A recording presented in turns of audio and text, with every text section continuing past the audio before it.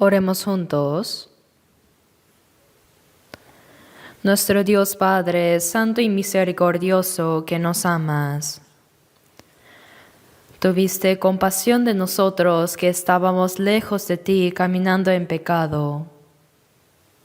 Y el Señor Jesús tomó sobre sí la maldición y el juicio que nosotros debíamos recibir. Y con su preciosa sangre derramada lavó nuestros pecados para siempre y nos salvó sin ningún mérito de nuestra parte. Te agradecemos por esta gracia tan grande. Ahora nosotros, los redimidos por la preciosa sangre del Señor, nos reunimos delante de ti para aprender tu palabra y tener comunión en esta santa congregación que está con el Señor. Te damos gracias por esto, Dios. En esta hora también pedimos que el Señor nos acompañe y nos cuide a cada uno de nosotros. Con la mano misericordiosa de Dios, sostén más a cada persona. Y si hay alguien entre nosotros que aún no ha comprendido claramente la gracia de Dios, por favor abre su corazón para que verdaderamente comprenda la grande y maravillosa gracia de Dios y pueda recibir la salvación. Te pido, Señor, que cada uno de nosotros sea más lleno de tu palabra, gracia y el poder del Espíritu Santo. Oramos para que el Señor nos fortalezca con sabiduría y poder para que podamos vivir dignamente como hijos de Dios sin vergüenza.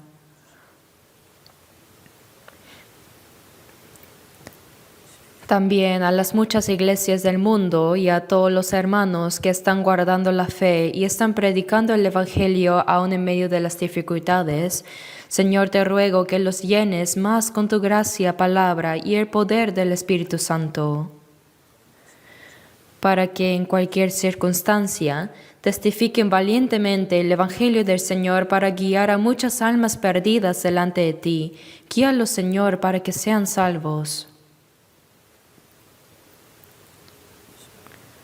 Ahora también, Señor, te pido que estés en medio de nosotros. Enséñanos más lo que debemos hacer, porque aún somos muy débiles. Aún hay muchas cosas en nosotros que no son dignas ante los ojos de Dios.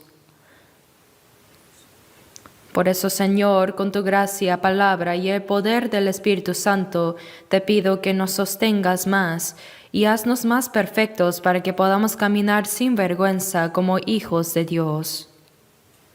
Haznos personas dignas de recibir la alabanza, gloria y honor delante del Señor que vendrá pronto. Señor, que nos das la palabra necesaria según el tiempo adecuado y que nos enseñas el camino que debemos andar, en este momento también enséñanos más la santa voluntad de Dios que deseas manifestarnos y lo que debemos hacer y cómo debemos caminar. Todo esto hemos orado en el nombre de nuestro Señor Jesucristo. Amén. Busquemos juntos en la Biblia. Busquemos el Salmo 1, Salmo capítulo 1.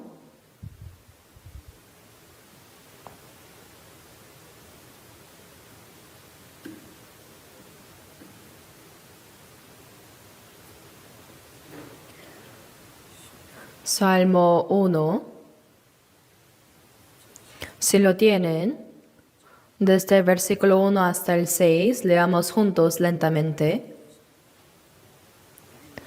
Bienaventurado el varón que no anduvo en consejo de malos, ni estuvo en camino de pecadores, ni en silla de escarnecedores se ha sentado, sino que en la ley de Jehová está su delicia, y en su ley medita de día y de noche. Será como árbol plantado junto a corrientes de aguas, que da su fruto en su tiempo y su hoja no cae, y todo lo que hace prosperará.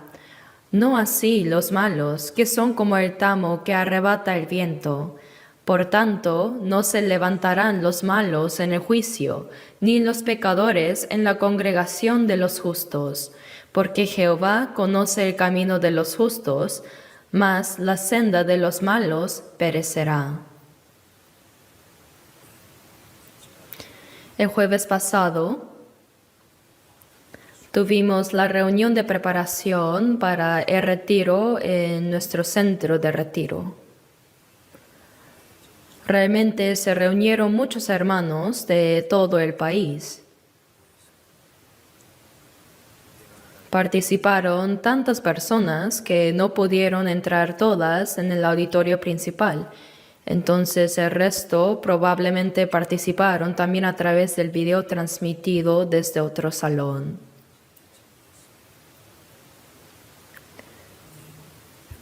Cada año, el número de participantes en los retiros aumenta continuamente. Y creo que probablemente más personas reciben la salvación a través de los retiros. Por eso valoramos mucho nuestro centro de retiro. Y hasta ahora hemos trabajado diligentemente en su construcción, ¿verdad? Y ahora, como son muy insuficientes las instalaciones de hospedaje, acabamos de comenzar la construcción de 3 edificios de dormitorios. Ahora estamos en el proceso de mover la tierra. Y estimo que el periodo de construcción demorará unos 2 años. Cuando esos 3 edificios estén terminados, habrá aproximadamente 480 habitaciones más. Parece que será un poco más que las que tenemos actualmente.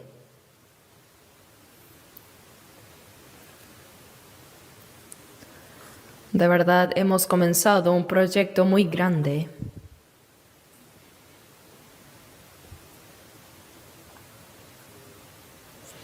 Si incluimos todos los edificios auxiliares, el área de construcción será aproximadamente de 33.000 metros cuadrados. Y el costo de construcción, ya que estos costos han disparado últimamente, se estima que se superarán los 60.000 millones de wones para esta obra. Aún así, las iglesias de todo el país están participando juntas e impulsando esto. Agradecería si todos pudieran tener interés, orar juntos y participar de todo su corazón hasta que se complete esta gran obra.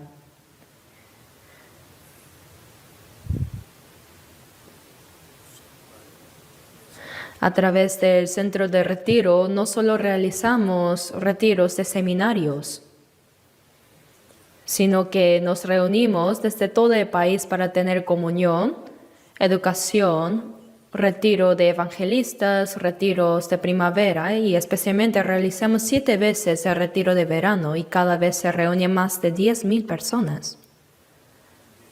Además tenemos retiros de otoño y en los retiros de invierno los jóvenes se reúnen también en el centro de retiro. De diversas formas, el centro de retiro se usa de manera muy preciosa y pienso que si no lo hubiéramos tenido, nuestra iglesia habría sido muy diferente de lo que es ahora. A través del centro de retiro, las iglesias de todo el país llegan a tener un corazón unánime y juntas aprenden la palabra, predican y no solo predican en nuestro país, sino que cooperan diligentemente para la misión mundial. Lo están haciendo muy bien. Incluso ahora también nuestro centro de retiro es muy grande, pero una vez que se complete toda el área que se está construyendo, creo que por lo que sé, no habrá un centro de retiro más grande que el nuestro en todo el mundo. No es para comparar con otros, sino que lo hacemos por necesidad. Por eso tenemos que orar juntos y cooperar para esta obra. Realmente debemos hacer nuestro mejor esfuerzo para que más almas reciban la salvación en esta última oportunidad que nos dio el Señor antes de que Él regrese, ¿verdad?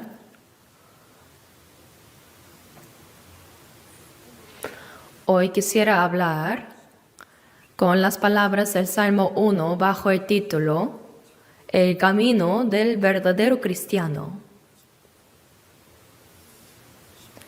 Probablemente no podré hablar de todas las palabras de este salmo hoy, pero trataré de hablar según el tiempo lo permita. Como saben, gran parte de los salmos fue escrita por el rey de Israel. Por el rey Israel David. David era una persona que cantaba, usaba bien los instrumentos musicales, también escribía poesías. Y no solo vivió una vida de fe distinguida confiando en Dios diligentemente, sino que también mostró bien su fe en estos salmos.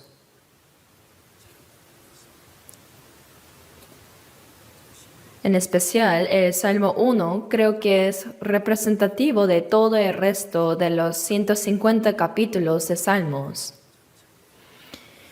Y creo que la mayoría del contenido de este libro fue escrito por el rey David.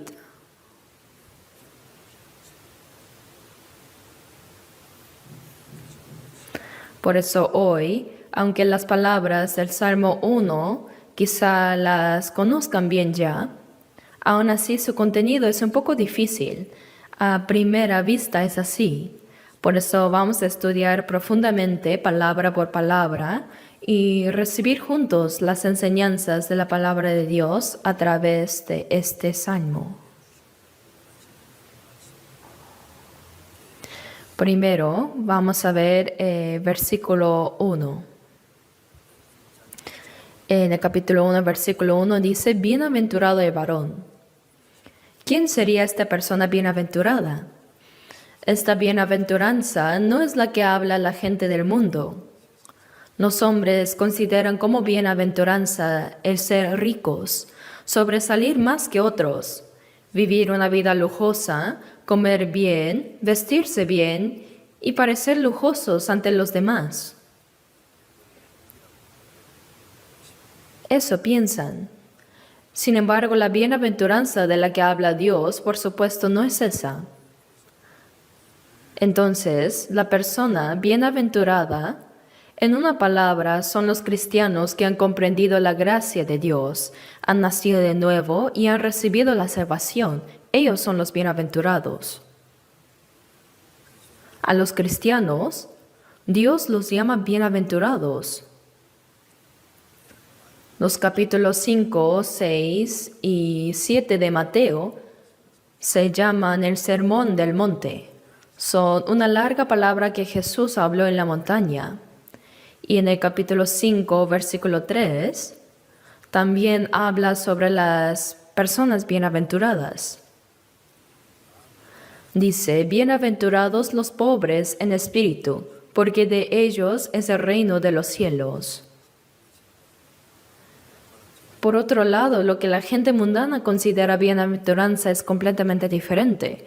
Ellos dicen que las personas ricas son las bienaventuradas, pero Jesús dijo que los pobres, especialmente los pobres de espíritu, son los bienaventurados. Aquí, porque de ellos es el reino de los cielos, significa que esas personas pobres de espíritu podrán ser salvas. Pueden ir al cielo. Dios llama a los pobres para hacerlos ricos en fe, y a los pobres se les predica el Evangelio. Hay muchas palabras así, y pensemos, entre nosotros que estamos reunidos aquí también, quizá no hay personas tan ricas. Los muy ricos no vienen a estos lugares, porque ya están ocupados yendo a divertirse, yendo a jugar golf, o están enloquecidos por disfrutarse carnalmente. Es cierto, si la carne es rica, los hombres no piensan en el alma. Y si son ricos en este mundo, tampoco piensan en el problema del mundo venidero.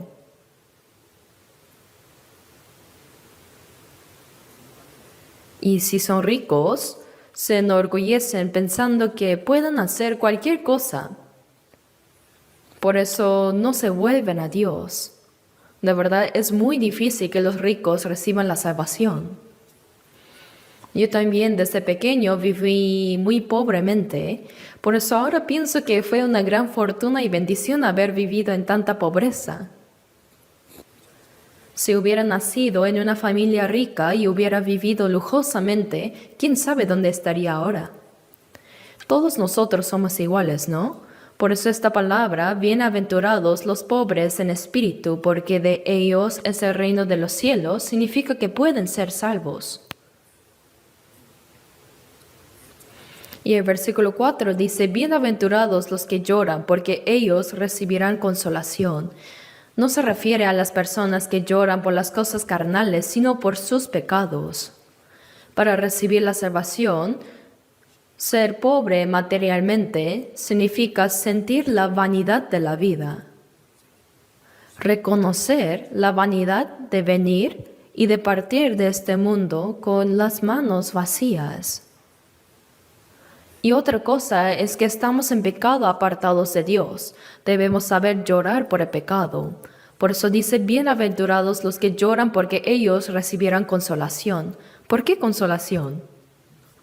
Una persona que ha cometido grandes pecados debía recibir el castigo eterno. Pero ¿qué mayor consolación podría haber que recibir el perdón de sus pecados?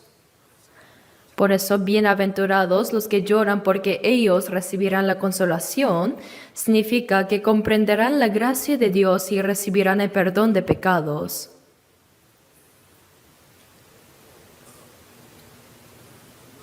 También, bienaventurados los mansos, porque ellos recibirán la tierra por heredad. Ser manso. Jesús dijo en Mateo 11:29, llevad mi yugo sobre vosotros y aprended de mí, que soy manso y humilde de corazón. Ser manso es el corazón que obedece silenciosamente a la palabra de Dios sin importar qué sufrimiento haya. Después de recibir la salvación, nace ese corazón manso, el corazón que obedece calladamente a la palabra de Dios. Que ellos recibirán la tierra no significa que recibirán algún terreno en este mundo, sino recibir esa herencia eterna en el cielo. Y Mateo 5:7 dice, bienaventurados los misericordiosos, porque ellos alcanzarán misericordia. Aquel que ha recibido la misericordia y compasión del Señor por la gracia de Dios, también puede ser misericordioso con otros, ¿cierto? Ser misericordioso es anhelar salvar a las personas que aún están en pecado. El anhelo de predicarles el Evangelio de la gracia de Dios. Y también el corazón de mostrar misericordia a las personas salvadas que aún tienen la fe débil. Es ese corazón. Bienaventurados los misericordiosos, porque ellos alcanzarán misericordia. Si somos misericordiosos con los demás, recibiremos una mayor misericordia de parte de Dios. Y bienaventurados los de limpio corazón, porque ellos verán a Dios. Ahora, después de ser salvos, el corazón va cambiando poco a poco por la palabra de Dios y por el Espíritu. Así, el corazón que era más engañoso que todas las cosas y perverso se vuelve muy limpio. El corazón se vuelve puro, y con ese corazón puro verán a Dios, dice. Quiere decir que se abrirán nuestros ojos espirituales. Incluso, las personas que aprenden la Biblia, si tienen el corazón lleno de restricciones, no pueden ver la Biblia. Bienaventurados los de limpio corazón, porque ellos verán a Dios. Se refiere a comprender la verdad de Dios a través de esta palabra. Y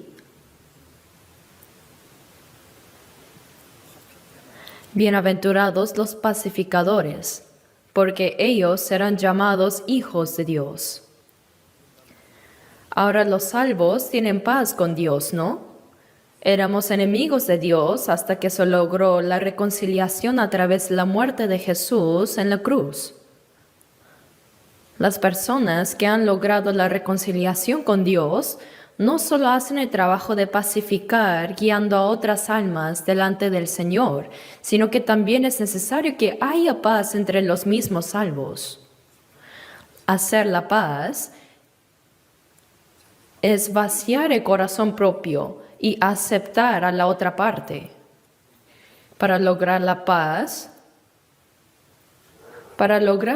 con Dios, los salvos no solo deben esforzarse entre ellos, sino también guiar a otros que aún no son salvos para que puedan tener esa misma paz con el Señor. En Colosenses 1:20 dice que Jesús hizo la paz mediante la sangre de su cruz, ¿verdad? La palabra dice que ellos serán llamados hijos de Dios. Nosotros que estábamos lejos de Dios, caminando en pecado, recibimos la salvación y se logró la paz con Dios, la paz entre los salvos. Eso es la iglesia. Por eso, una evidencia clara de haber recibido la salvación es que ahora se logra la armonía entre los salvos. Sin embargo, hay personas que dicen que son salvos, pero que no se llevan bien y les gusta reunirse con otros salvos. Eso está un poco mal, ¿no? Mateo 12:30. En este pasaje, Jesús dijo: el que conmigo no recoge, desparrama. Todos nosotros nos habíamos apartado de Dios, cada uno por su camino, pero Dios nos reunió en Cristo, ¿no? El que conmigo no recoge, desparrama. En Efesios 4:3 dice: solícitos en guardar la unidad del Espíritu, para que la iglesia sea una. Pero los que desparraman eso son los que van contra esta obra que el Señor está haciendo. Algunas personas no logran armonía incluso entre los hermanos salvos. Hay algunos que tienen una postura, opinión y voluntad muy fuerte que juzgan incondicionalmente a otros, pero de verdad no debemos ser así. Debemos tener un corazón más amplio. Y Mateo 5:10 dice: bienaventurados los que padecen persecución por causa de la justicia, porque de ellos es el reino de los cielos. Al principio, en el versículo 3, apareció el primer reino de los cielos, y ahora, después de mencionar las 7 bienaventuranzas, aquellos que han recibido estas 7 bienaventuranzas reciben también la persecución mientras viven en esta tierra.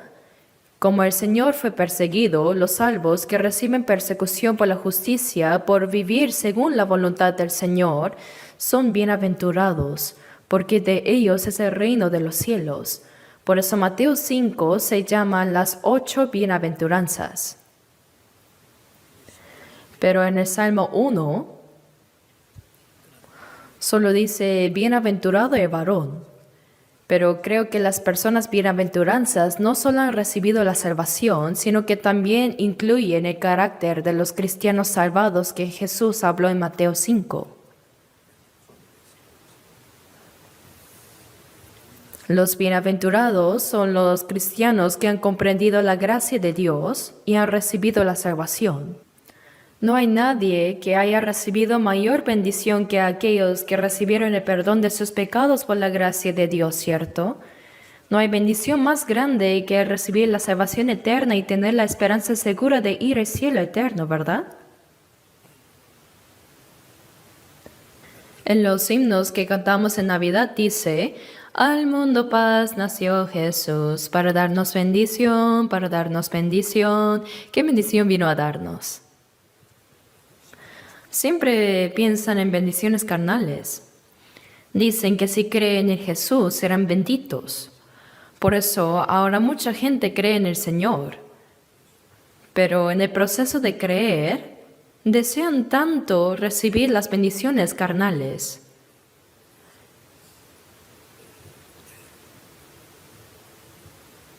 Entonces, si ven cómo oran esas personas, Oran para que toda la familia tenga salud, para que el negocio de su esposo vaya bien, para que todo prospere. Esperan las bendiciones que la gente del mundo desea. Sin embargo, las bendiciones de los salvos, por supuesto, no son esas. Si esas cosas fueran bendiciones, entonces Jesús, quien vino a este mundo, vivió de la manera más pobre.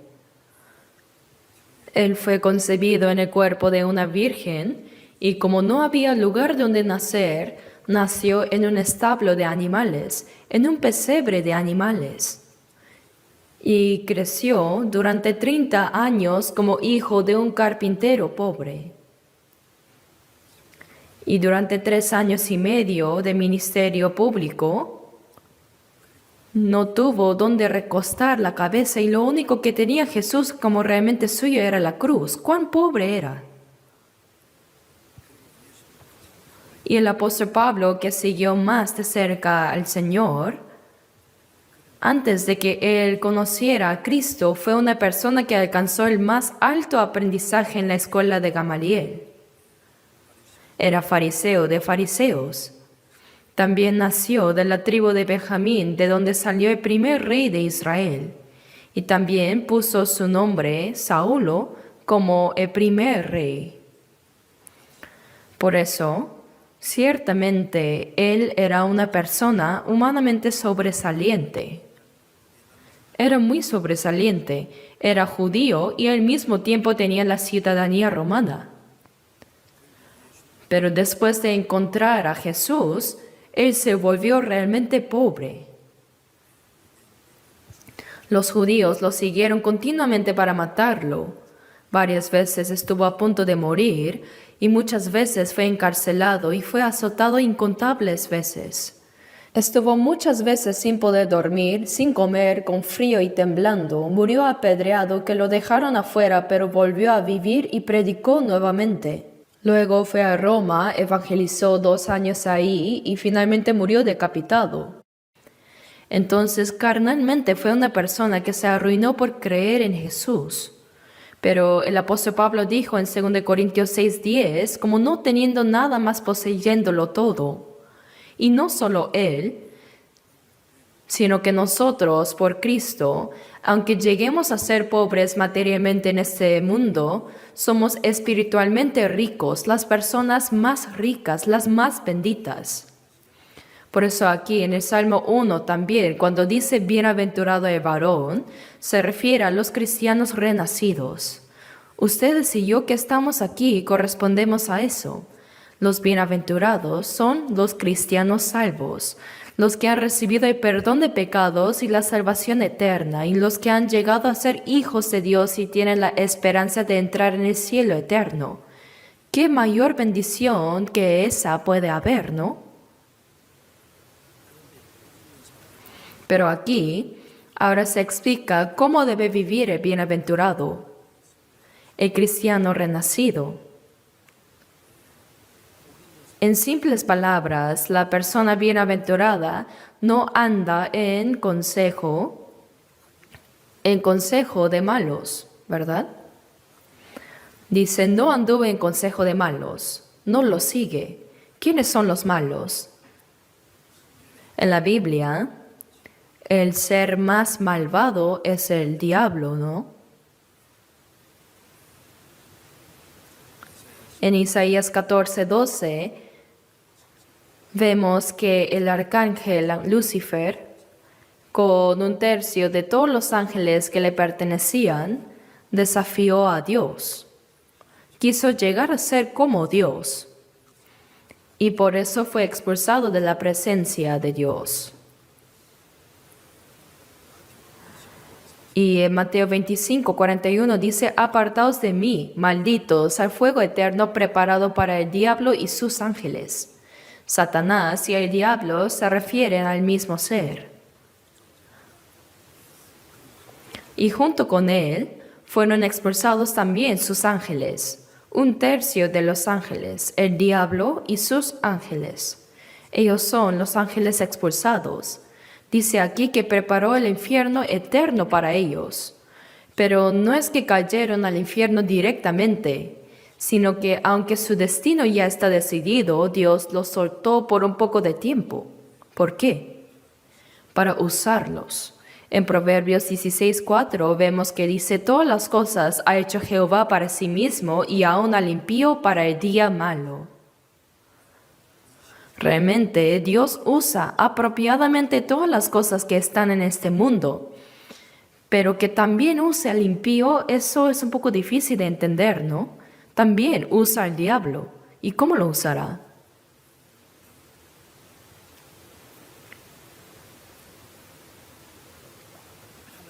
Entre todas las criaturas que Dios hizo, el ángel es el ser más glorioso. Es un ser con más poder después de Dios. No obstante, los ángeles son espíritus ministradores de Dios, es decir, son servidores, son obreros de Dios.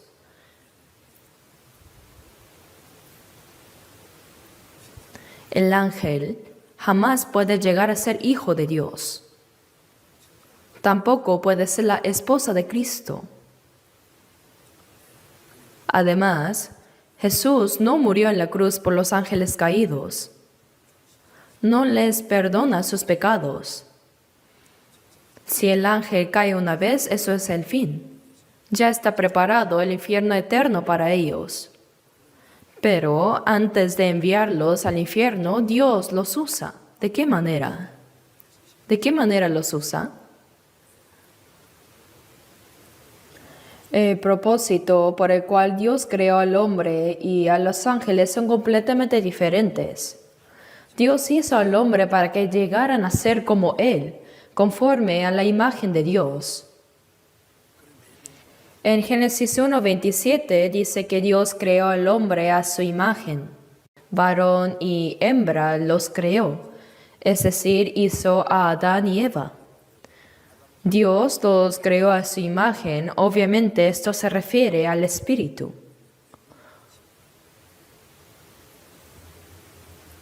Dios los hizo a su imagen, pero ¿qué pasó en el huerto de Edén? Para llegar a ser como Dios,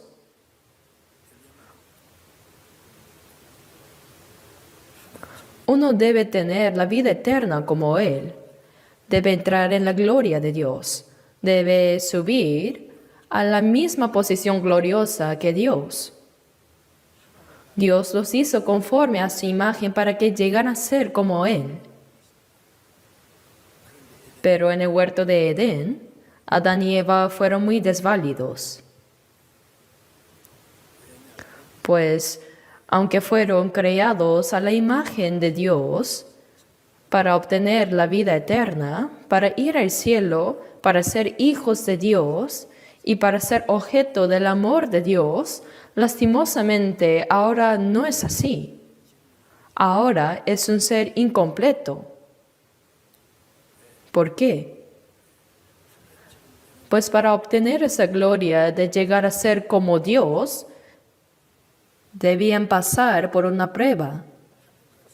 Llegar a ser como Dios no es algo que simplemente se le da, sino que uno mismo debe obtener esa gloria, debe pasar por la prueba. ¿Qué prueba? Debe vencer la prueba de este diablo Satanás que fue expulsado por haber querido ser como Dios. Eso es lo que Dios determinó. Por eso no envió al diablo de frente al infierno, sino que lo usa para este fin. En Génesis 1 vemos que Dios en el primer día hizo la luz y vio que la luz era buena. Y el segundo día hizo la expansión. La expansión es una gruesa capa de nubes que se divide en las aguas debajo y sobre la expansión. Las aguas debajo de la expansión se convirtieron en el mar y las que estaban sobre cubrían transparentemente la tierra.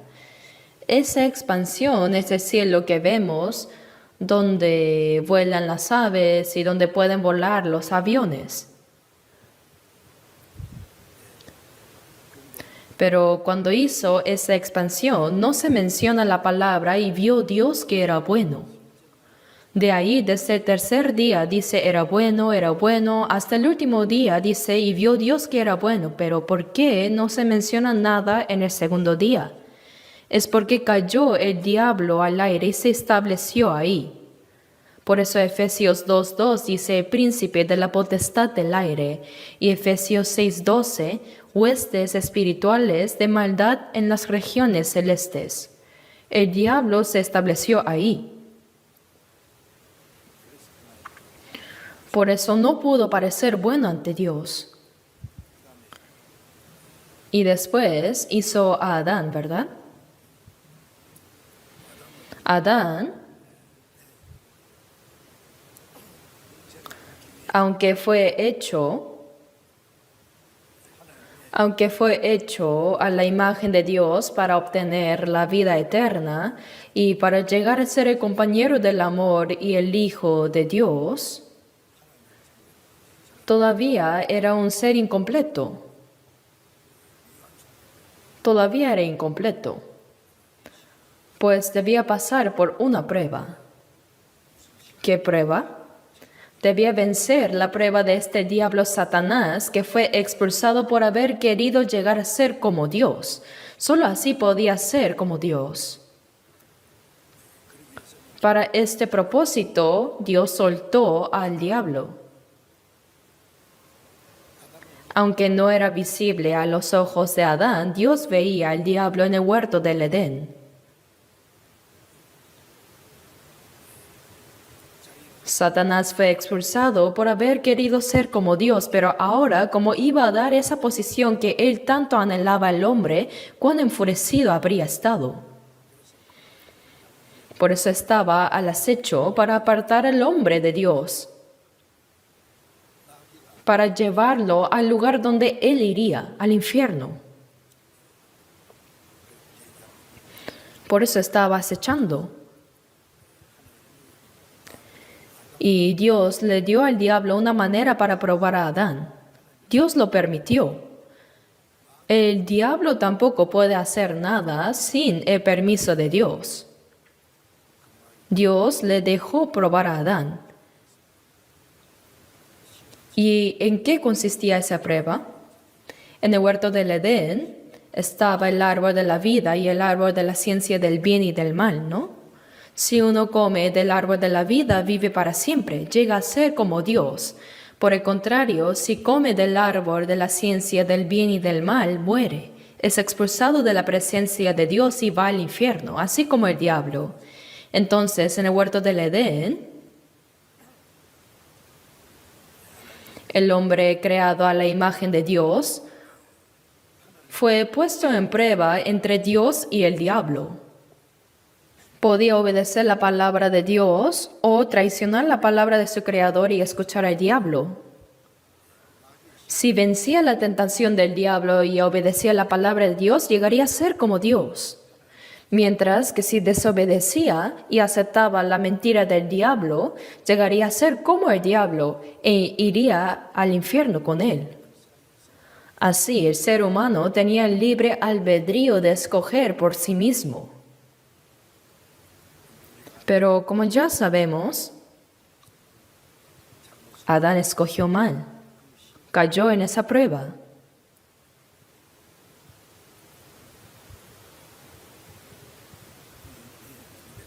Pero los bienaventurados, o sea, los salvos, ya no andan en consejo de malos. Este malo se refiere primeramente al diablo. En la oración que el Señor enseñó en Mateo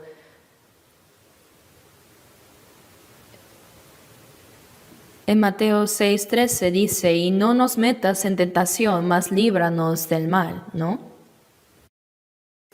Pero del mal significa del maligno.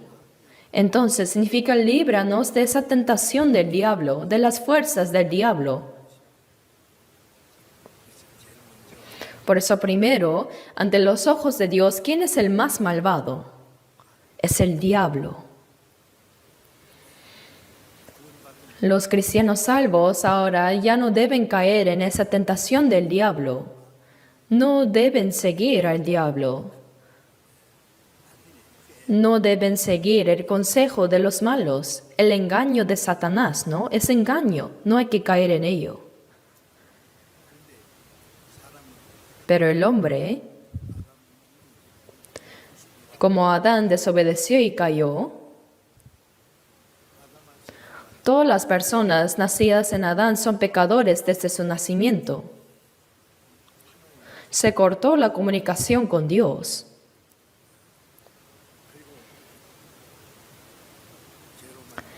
Y por causa del pecado en la tierra maldita, deben sudar y trabajar para comer y vivir. El vivir mismo en este mundo es una maldición y un sufrimiento de trabajo.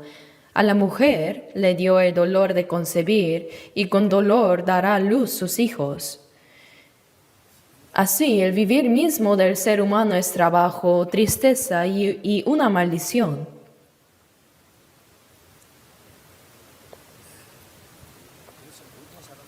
Por eso todas las personas desde el inicio nacen como pecadores en Adán y heredan directamente esa naturaleza corrompida. Entonces, ¿qué es ese consejo de malos? Es la naturaleza vieja que el diablo plantó en el hombre. La persona bienaventurada no anda en consejo de malos, no cae en la tentación de Satanás. No vive siguiendo la naturaleza vieja corrompida. Entonces, el malo primeramente se refiere al diablo y al mismo tiempo no piensen solo en la gente cruel de este mundo, sino que la naturaleza vieja que está en mí, esa es lo malo también. Es la naturaleza vieja y corrompida que el diablo sembró. Los bienaventurados, es decir, los hijos de Dios que nacieron de nuevo,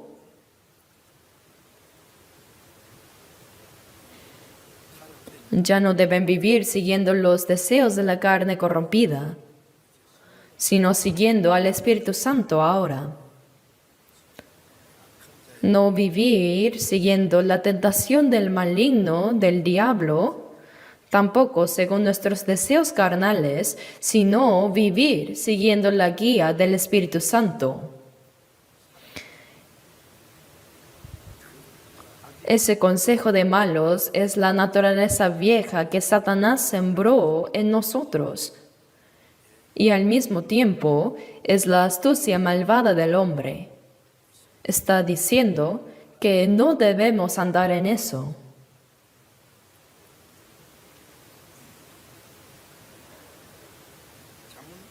Proverbios 1:10 dice, Hijo mío, si los pecadores te quisieren engañar, no consientas. Hijo mío, no sigas el consejo de los malvados. No lo sigas, está diciendo eso. Nosotros, los salvos, somos hijos de Dios, ¿verdad? Pero dice que no sigamos el consejo de los pecadores. Aunque seamos salvos, aún queda esa naturaleza vieja. Sería bueno si desapareciera por completo, pero a través de la palabra y el Espíritu vamos siendo transformados poco a poco. Ser transformado significa que la naturaleza vieja gradualmente desaparece. Y en mí, la naturaleza de Cristo, la divinidad de Dios, poco a poco se va formando. Sí, el corazón cambia. Por eso, aunque sean salvos, si aún no han crecido en la fe, tienen esa naturaleza, la disposición de pecar. Eso es el consejo de malos. ¿Me dejo entender? ¿Dónde está el consejo de malos? En mí. No señalen solo al diablo allá, ni piensen solo en los malvados de este mundo, sino que la naturaleza vieja que está en nosotros, esa es el consejo de malos. Hermanos, no debemos seguir ni comportarnos según el consejo de malos. La persona salva ahora debe vivir siguiendo al Espíritu Santo, siguiendo la palabra de Dios. Y no según esa naturaleza vieja, esa naturaleza pecaminosa caída que Satanás dio.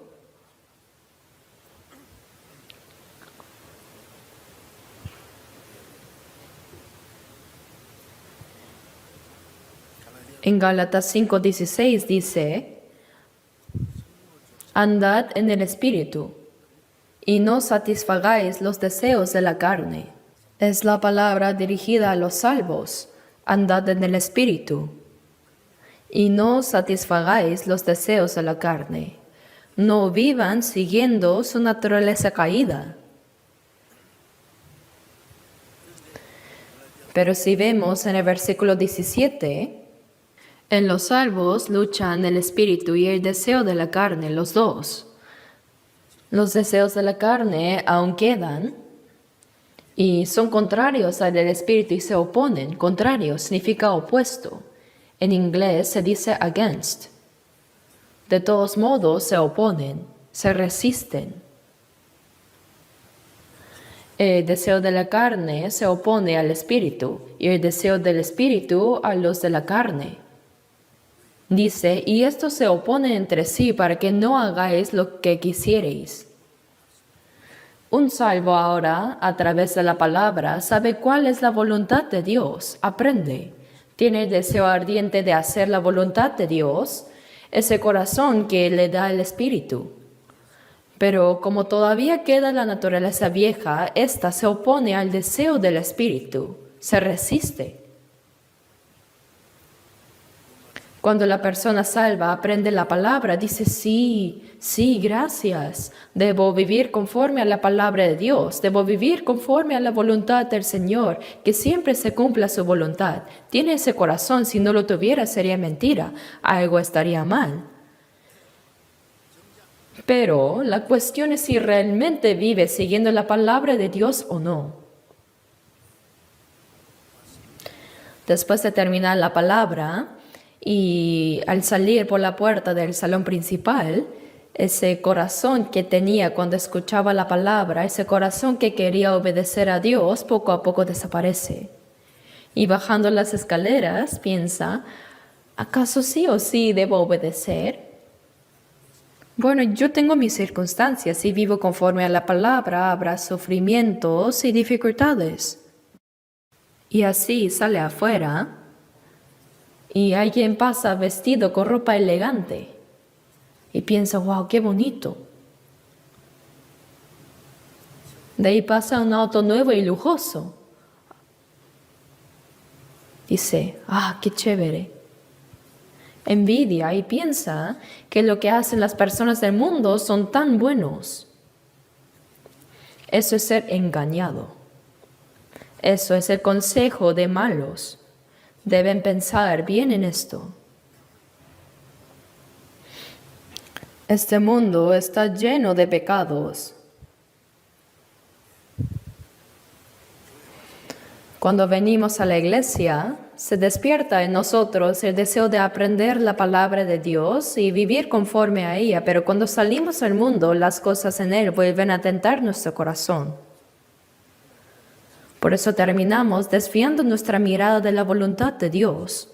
Busquemos un momento Romanos capítulo 8. Romanos 8, versículos 7 y 8.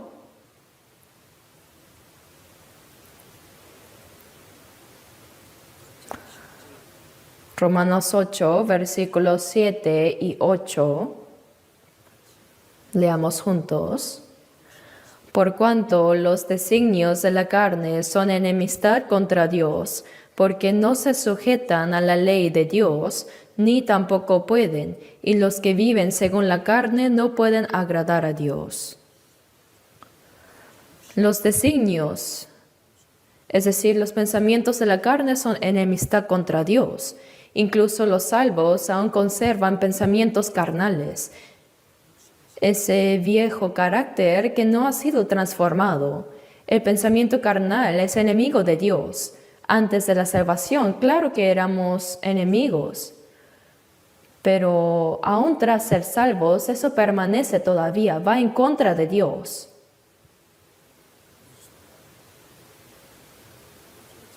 Por eso en Mateo 10:36 dice que los enemigos del hombre serán los de su casa. También dentro de mí hay un enemigo, que es la parte que no quiere obedecer a la palabra de Dios. Como es enemigo de Dios, no se sujeta a la ley de Dios ni tampoco puede, dice. La carne no quiere someterse a la ley de Dios. Siempre está el otro pensamiento de ¿realmente tengo que vivir conforme a su palabra? La carne no se somete a la ley de Dios, por eso debe ser transformado. Hasta que haya un cambio, la carne y el Espíritu Santo dentro de nosotros están en una constante lucha. Por eso los que viven según la carne no pueden agradar a Dios. Aunque hayan sido salvos, si aún viven arrastrados por la carne, no pueden agradar a Dios. La carne tiene un corazón que se opone a Dios. Debemos tener en cuenta que en nosotros todavía queda ese viejo carácter que puede ser utilizado por el diablo. Ahora veamos Romanos 8, versículos 13 y 14. Leamos juntos. Porque si vivís conforme a la carne, moriréis. Mas si por el Espíritu hacéis morir las obras de la carne, viviréis. Porque todos los que son guiados por el Espíritu de Dios, estos son hijos de Dios. Si vivís conforme a la carne, moriréis. Esta es una expresión muy radical, ¿no?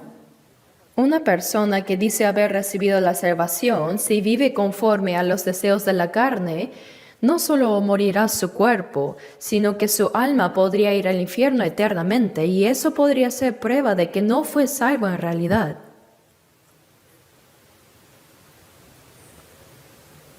No debemos vivir conforme a la carne. Si seguimos viviendo así, incluso una persona salva pero cuya fe aún no ha madurado, vivirá vacilando entre seguir la carne o seguir al Espíritu Santo, pero poco a poco debe ir transformándose. ¿Hasta cuándo van a seguir así?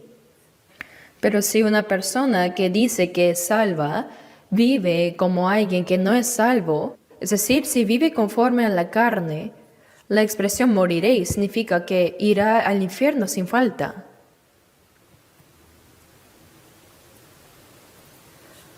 La vida cristiana no es una vida religiosa. La religión se basa en realizar ciertos rituales y pensar que con eso basta. Pero la vida cristiana no es eso.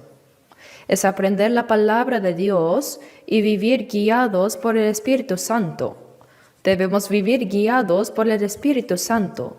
Si vivís conforme a la carne continuamente, moriréis. Al ver esta expresión moriréis,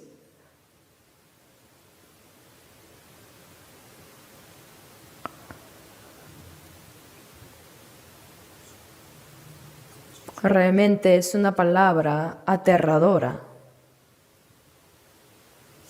Es muy temible. Pensándolo bien,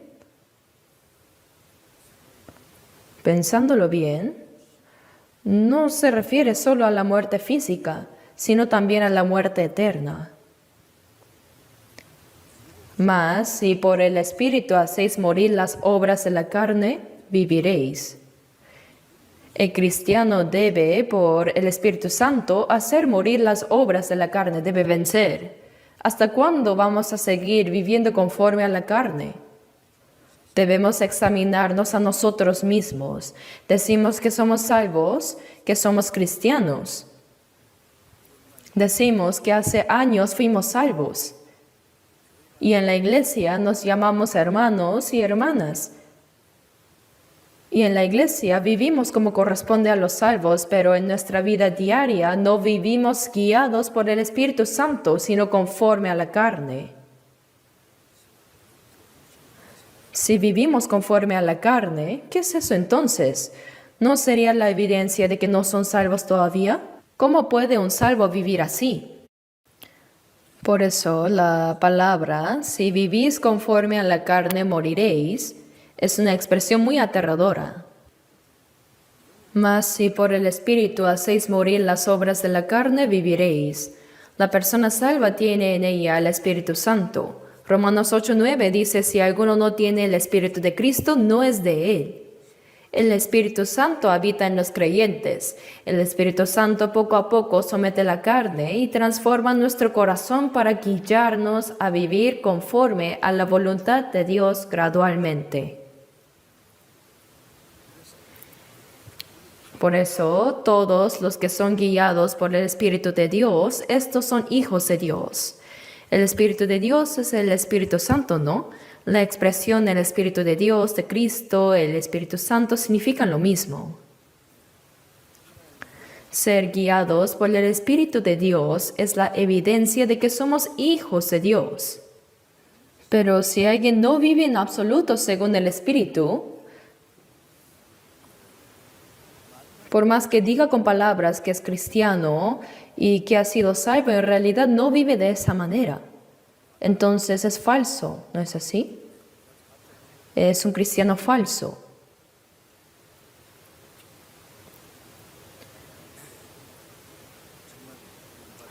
Aquí se explica bien sobre cómo debe vivir un salvo, un cristiano, si es que realmente es bienaventurado.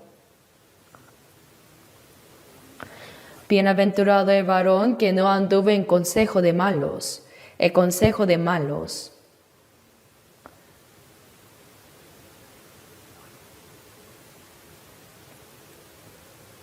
Este mundo está lleno de pecadores.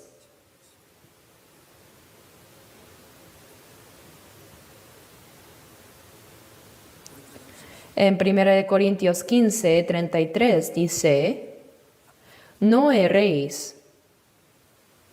Las malas conversaciones corrompen las buenas costumbres. Se dice que si conoces a los amigos de una persona, puedes conocer cómo es ella. Si nos acercamos a personas que son verdaderamente cristianos y llevan una fe firme, llegamos a parecernos a ellos. Pero si nos sigue gustando estar más con los amigos del mundo que los hermanos en Cristo, quiere decir que su dirección espiritual está allá con ellos. Debemos alejarnos de las malas conversaciones. Debemos ser tajantes. Después de recibir la salvación, hay ciertas relaciones que se deben dejar. Claro que hay que buscar oportunidades para predicar a esas personas también, pero con los amigos que no creen, con los amigos de mala influencia, debemos cortar completamente la relación con las malas compañías. Cortar tajantemente. De lo contrario, como dice la Biblia, las malas conversaciones corrompen las buenas costumbres, nos harán tropezar en nuestra vida cristiana. Por eso la Biblia dice que no nos dejemos engañar. En 1 Pedro 5, versículos 8 y 9 dice, sed sobrios y velad, porque vuestro adversario, el diablo, como león rugiente, anda alrededor buscando a quien devorar. El diablo anda como el león rugiente buscando a quien devorar. Las personas no salvas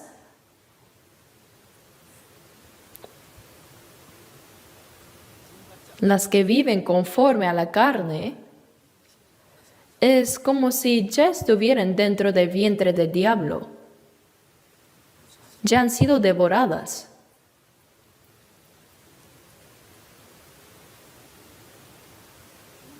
El diablo, como león rugiente, busca a quien devorar. Aunque no puede quitar la salvación a los salvos, sí puede arruinar su vida cristiana. Hay que tener eso bien en claro. Entonces, Si un salvo fracasa en su vida cristiana y vive como si no fuera salvo, bueno, algunos dirían es salvo, solo que es carnal. Pero no sé, habría que ver si realmente es salvo o no. Hay que ver.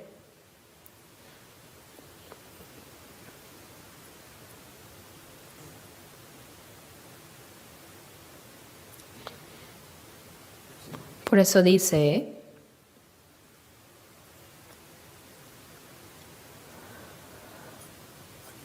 no anduvo en consejo de malos, ni estuvo en camino de pecadores. El camino de los pecadores.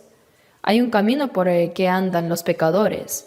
En Mateo 7, versículos 13 y 14 dice, entrad por la puerta estrecha, porque ancha es la puerta y espacioso el camino que lleva a la perdición, y muchos son los que entran por ella, porque estrecha es la puerta y angosto el camino que lleva a la vida, y pocos son los que la hallan. Hay dos caminos, ¿no? La puerta que lleva a la perdición es ancha y su camino espacioso, y muchos van por ahí, mientras que la puerta que lleva a la vida es estrecha y su camino angosto, difícil, y pocos la hallan. Antes, yo pensaba que este pasaje distinguía entre los creyentes y los incrédulos.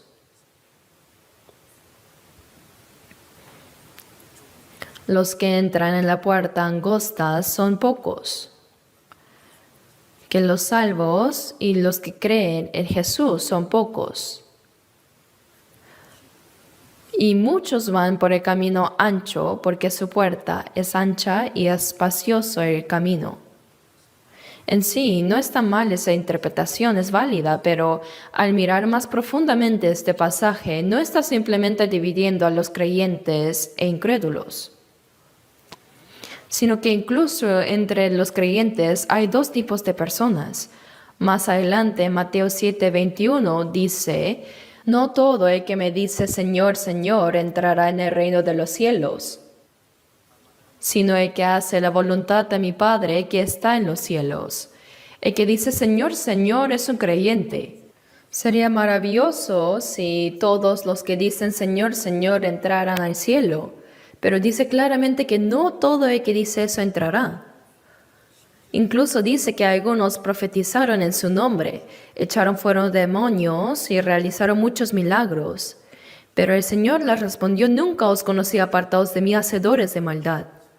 Esto quiere decir que uno puede actuar como profeta, pastor, evangelista, misionero, incluso doctor en teología, incluso sin haber recibido la salvación. Puede ser diácono, anciano o pastor. Encima, hay personas que en el nombre del Señor expulsan demonios y hacen milagros. Es impactante, ¿no? Pero el Señor dijo muy claramente, nunca os conocí, apartaos de mí, hacedores de maldad. El diablo también se disfraza como ángel de luz. Se presenta de una manera muy similar. Por eso, si analizamos bien este pasaje, veremos que la enseñanza sobre la puerta estrecha y la ancha no se trata simplemente de distinguir entre creyentes e incrédulos, sino que muestra que incluso entre los creyentes hay dos tipos de personas. Por ejemplo, Caín y Abel, ambos ofrecieron sacrificios, ¿verdad? Sin embargo, Dios aceptó el sacrificio de Abel y no el de Caín. Ambos adoraron a Dios. Ambos fueron diligentes en sus ofrendas. Esto nos enseña que también entre los creyentes existen dos tipos de personas. Vivimos ahora en una época de tradición cristiana en pleno siglo XXI. Hay muchas iglesias, muchos pastores y denominaciones. Es muy impresionante. Pero la gran pregunta es, ¿cuántos de ellos realmente han nacido de nuevo? En Lucas 13:24 el Señor dijo, esforzaos a entrar por la puerta angosta, porque os digo que muchos procurarán entrar y no podrán. Los que procuran entrar son los que creen y desean ir al cielo. Pero, aunque desean entrar, muchos no lo logran. Muchos procurarán entrar y no podrán, dice. Luego continúa diciendo que una vez que la puerta del cielo se cierra, desde afuera clamarán, Señor, Señor, ábrenos. Y Él responderá, no sé de dónde sois. ¿Cómo que no nos conoces? Delante de ti hemos comido y bebido, estuvimos cerca de ti, aprendimos de ti, tú enseñaste en nuestras plazas.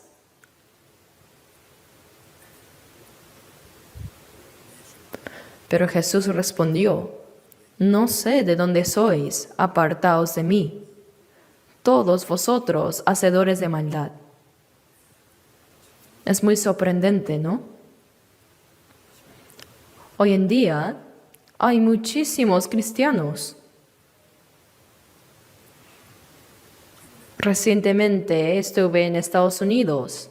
Visité Nueva York, nuestro retiro en Kentucky y también Washington. Y mientras viajábamos en carro vi innumerables iglesias por el camino. Algunas eran muy grandes e impresionantes. Qué bueno sería que todas esas personas fueran realmente salvas. Invocan el nombre del Señor, parecen ser creyentes firmes, pero en verdad es muy difícil encontrar a alguien que realmente haya nacido de nuevo. Al decir esto, algunos pensarán que es una afirmación exagerada, pero el mismo Señor dijo en Lucas 12:32, no temáis, manada pequeña, porque a vuestro Padre le ha placido daros el reino. Él no dijo manada grande, sino manada pequeña. Son muy pocos.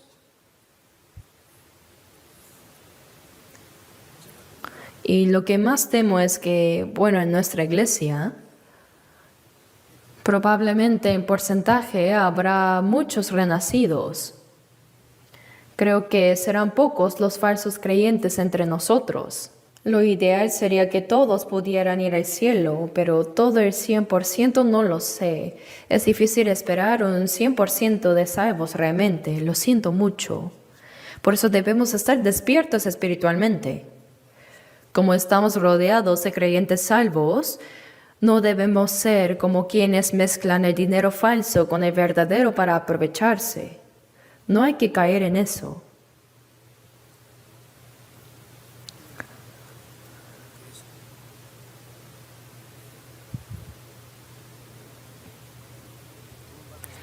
Dice que los salvos habitan en la congregación de los justos y que esta congregación de los justos es la iglesia, son los salvos.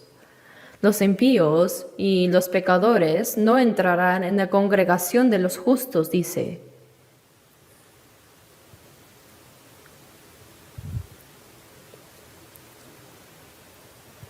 Quienes han sido salvos por la abundante gracia de Dios, los cristianos salvos, están dentro de ese grupo santo, la congregación de los justos.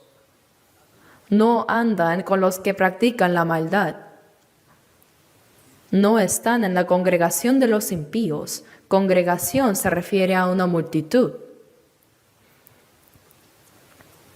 En Isaías 53:6 dice, todos nosotros nos descarriamos como ovejas, cada cual se apartó por su camino. Dios es el pastor y nosotros las ovejas. Pero una oveja que se aleja del pastor no le sigue a él, sino que va por su propio camino. Así que como ovejas descarriadas, tomamos caminos errados, viviendo según nuestro propio egoísmo y deseos. Y si se sigue por ese camino hasta el final, el destino es el infierno. Por eso, en Hechos 1:25, después de que Judas vendiera a Jesús por 30 piezas de plata y se suicidara, los 12 discípulos se reunieron para escoger a otro apóstol para ocupar su lugar. Tenían que escoger a uno. En la oración que ellos hicieron, dijeron, cayó Judas por transgresión para irse a su propio lugar. Si uno va hasta el final, a su propio lugar, el destino será el infierno.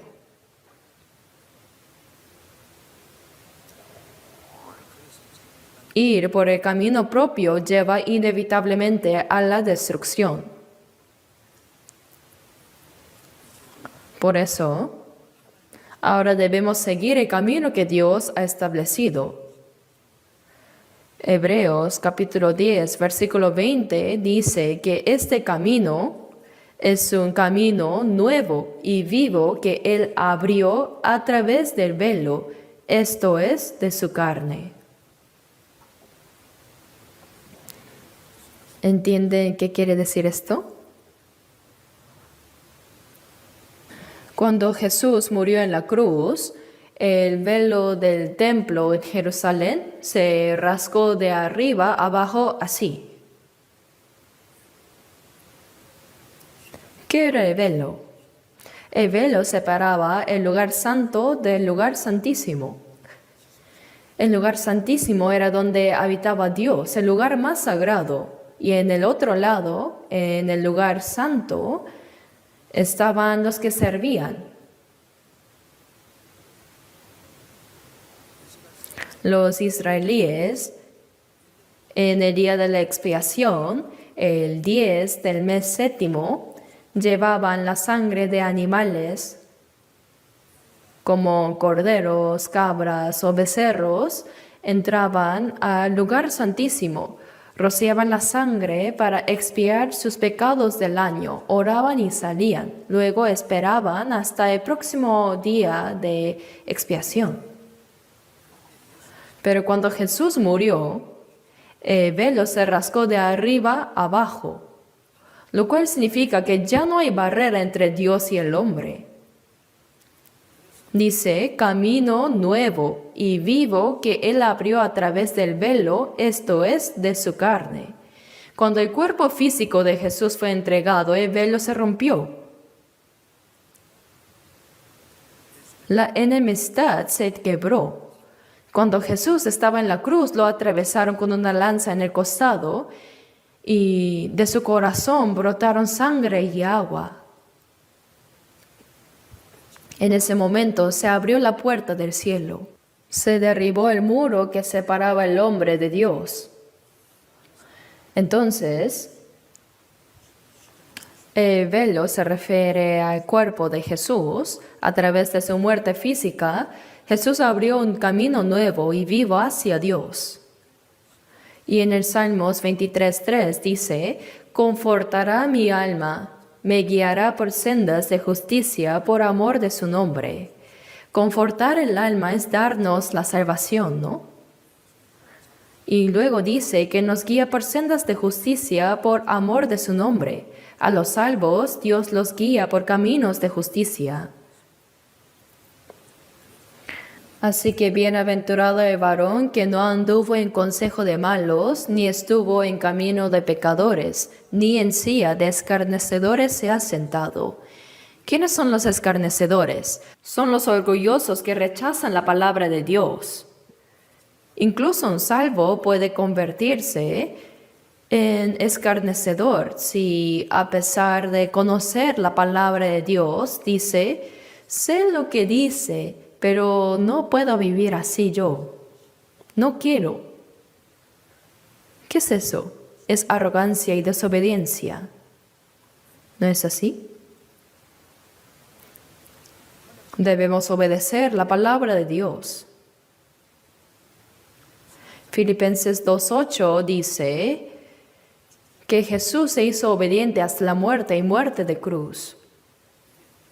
Y Mateo 11:29 dice que Jesús fue manso y humilde de corazón, y según Isaías 53:7 fue como cordero, fue llevado al matadero, y como oveja delante de sus trasquiladores enmudeció y no abrió su boca.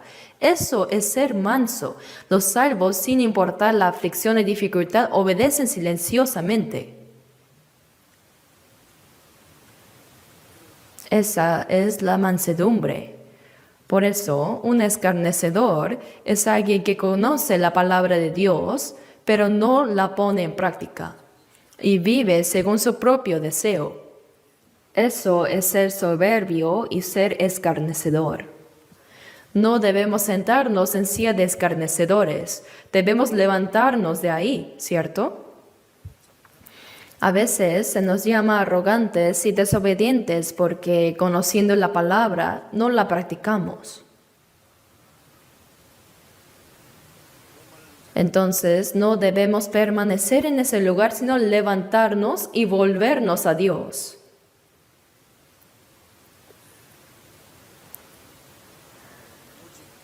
Veamos en la Biblia, busquemos juntos, Salmos 1.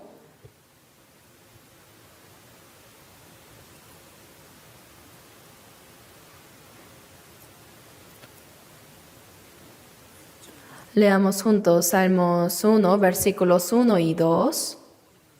Bienaventurado el varón que no anduvo en consejo de malos, ni estuvo en camino de pecadores, ni en silla de escarnecedores se ha sentado, sino que en la ley de Jehová está su delicia, y en su ley medita de día y de noche. El cristiano bienaventurado no cae en el consejo del malo, quien es el diablo, que vive según la carne corrompida, es decir, no sigue sus malos deseos, y no se para en el camino de los pecadores, no sigue los caminos del mundo, no se sienta en la silla de escarnecedores, es decir, no permanece en la actitud de quienes conociendo la palabra se niegan a obedecerla, sino que se deleita en la ley de Jehová. Aquí ley no se refiere a los 10 mandamientos, sino a toda la palabra de Dios. Dice, en la ley de Jehová está su delicia, y en su ley medita de día y de noche. Meditar es pensar profundamente en la palabra de Dios en todo momento, que sea de día o de noche. Es pensar profundamente en ella.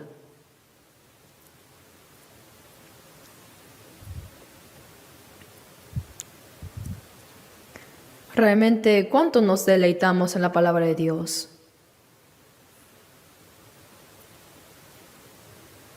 En Salmo 119, versículos 15 y 16 dice, en tus mandamientos meditaré, consideraré tus caminos, me regocijaré en tus estatutos, no me olvidaré de tus palabras. En tus mandamientos meditaré, consideraré tus caminos,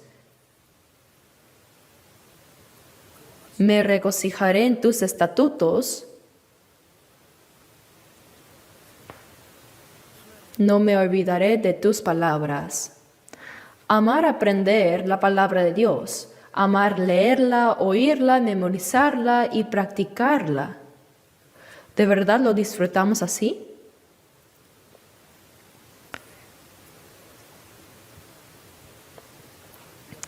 En el Antiguo Testamento, a diferencia de nosotros, no tenían acceso tan fácil a la Biblia.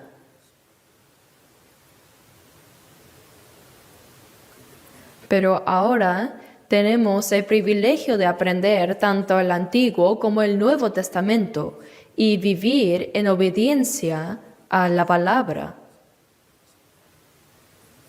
Es una bendición muy grande, pero si con todo ese conocimiento no actuamos, no sirve de nada. Meditar significa pensar profundamente. Comparar mi vida con la palabra y vivir conforme a ella. Proverbios 3:6 dice, reconócelo en todos tus caminos y Él enderezará tus veredas. Reconocer a Dios en todos nuestros caminos es reflejarnos en la palabra y vivir según su palabra. Eso es reconocerlo. Si no lo hacemos, no lo estamos reconociendo. Si decimos, la Biblia dice eso, pero no quiero vivir así, entonces eso no es reconocer a Dios.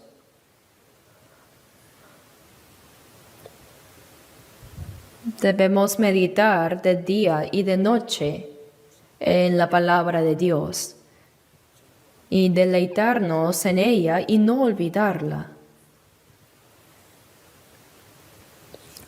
En Salmo 119:50, con respecto a la palabra, dice que ella es mi consuelo en mi aflicción, porque tu dicho me ha vivificado.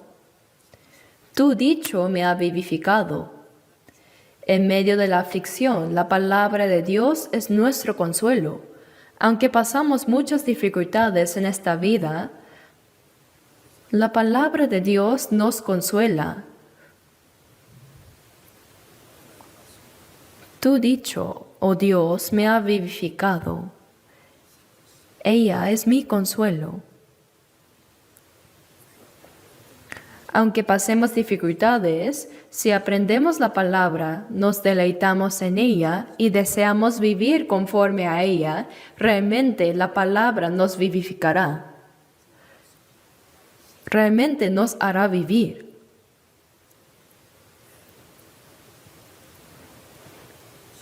Veamos otro pasaje, Salmo 119. Salmo 119.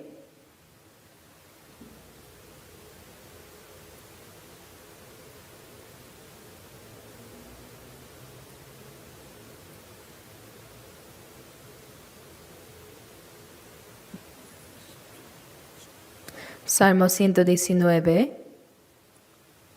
versículo 56.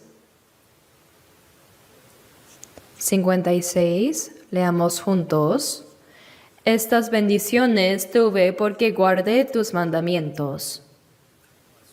Pensémoslo bien. Estas bendiciones tuve porque guardé tus mandamientos. Algunos piensan que sus posesiones materiales son su verdadero patrimonio y bendición.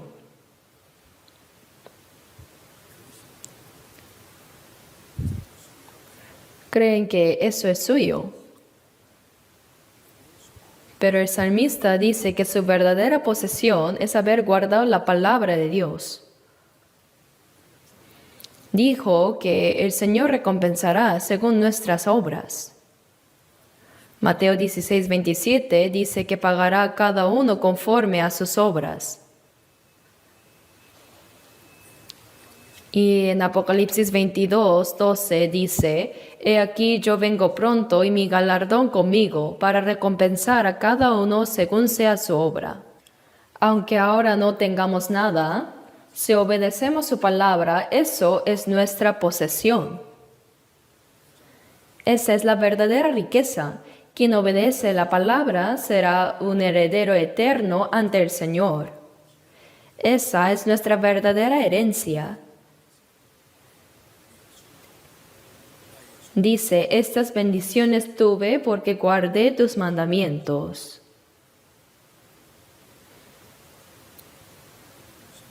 Leamos también Salmo 119:60. Leamos juntos. Me apresuré y no me retardé en guardar tus mandamientos. Me apresuré y no me retardé en guardar tus mandamientos. Hay que apresurarnos a obedecer los mandamientos del Señor. Si llegamos a entender la palabra, debemos hacer todo lo posible por obedecerla sin postergarla. No hay que retardarlo. Leamos también versículo 63. Compañero soy yo de todos los que te temen y guardan tus mandamientos. Compañero soy yo de todos los que te temen. Se refiere a los verdaderos salvos. Compañero soy yo de todos los que te temen y guardan tus mandamientos. Pensemos con qué tipo de personas nos relacionamos. No debemos tener demasiada intimidad con quienes no tienen relación con Dios. Por negocios o para predicar el Evangelio, puede que necesitemos relacionarnos con ellos. Pero nuestros verdaderos amigos deben ser los que temen al Señor y obedecen su palabra. A través de esos compañeros fieles debemos tener comunión. Dice que uno puede conocer el carácter de una persona al ver a los amigos que tiene. Si solo se rodea de personas necias, está mal. Debemos tener comunión sincera dentro del pueblo de Dios con los que guardan su palabra. Tengo, de verdad, muchas cosas que decir sobre este salmo, pero después hay que verlo más profundamente otra vez. Estamos viendo ahora Salmo 119. Este capítulo es el más largo de toda la Biblia.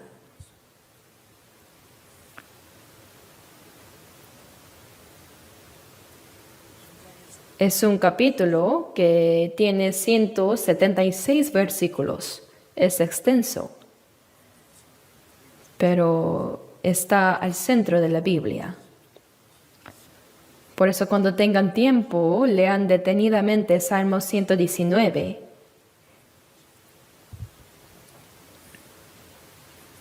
La próxima vez voy a seguir con la prédica.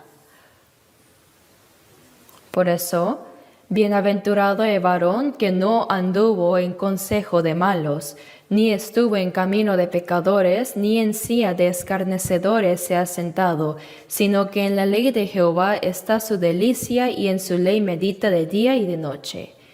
Debemos aprenderla, memorizarla y practicarla en nuestra vida diaria. Oremos juntos. Padre Dios misericordioso, gracias por habernos salvado en estos últimos tiempos que tú has designado y por habernos separado de toda maldad del mundo. Gracias por guiarnos a vivir para tu voluntad y gloria durante el resto de nuestras vidas. Haz que nuestros corazones y vidas sean dignos y sin vergüenza como hijos santos de Dios, y haz que podamos vivir solo para tu voluntad y gloria en medio de tu pueblo santo. Ayúdanos a ser hallados dignos de alabanza, honra y gloria ante el Señor que regresará pronto. Corrige con tu palabra todo lo que esté mal en nuestra vida y dirige nuestra vida restante conforme a solo tu voluntad. Todo esto hemos orado en el nombre de nuestro Señor Jesús. Amén.